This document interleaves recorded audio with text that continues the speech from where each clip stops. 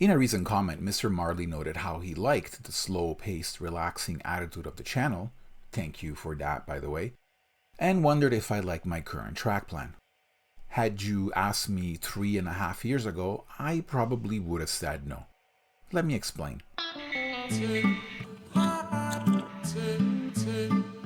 Because I had limited space to build, I wanted to maximize my switching potential.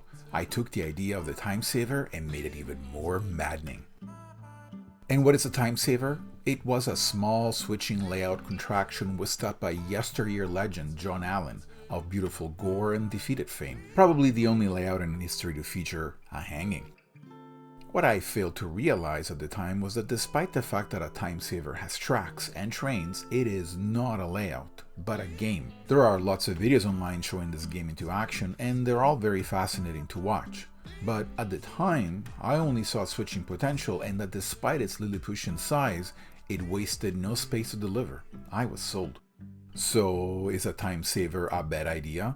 Well, that depends. I found an old opinion piece by Craig Bisgeier of the Housatonic Railroad Company website which decries using the Timesaver as more than its intended purpose of a standalone game and warns against having it as a layout feature, noting the nightmarish results it gives when used as such. Because I'm arrogant and always think I know best, I ignored this advice and went all in. I tried cramming an entire 19th century Victorian industrial complex on one end, Union Station platforms on the other, all brought together with the most absurd track plan ever devised. And you know what? I ended up with a sad spaghetti mess of tracks that I did not enjoy using.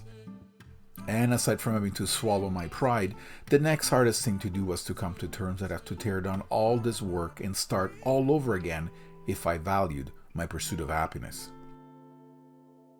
Now, to be clear, Timesavers inspired layouts are not all that bad. Take for example Human City's multi-part build, or hand-laid tracks in 3D printed whose channel name alone should intrigue you. Both have taken the concept of the Timesaver, but improved upon it to make it, yes, challenging where needed, but also relaxing and enjoyable. I totally missed the boat on that one. So, to answer that question now, am I happy with my current track plan? Absolutely. I turned a limited space from a roadblock to a way to boost creativity. It's simple, it's practical, it only has 5 switches rather than 11. It follows 1,000-year-old concept of negative space and composition. You could even argue it is realistic. I needed to build a Timesaver and make all of my mistakes to fully appreciate how less really is more and how somehow that made it more enjoyable. And I think this is what I like to call my layout style from now on. It's definitely not a Timesaver anymore, but it is definitely enjoyable.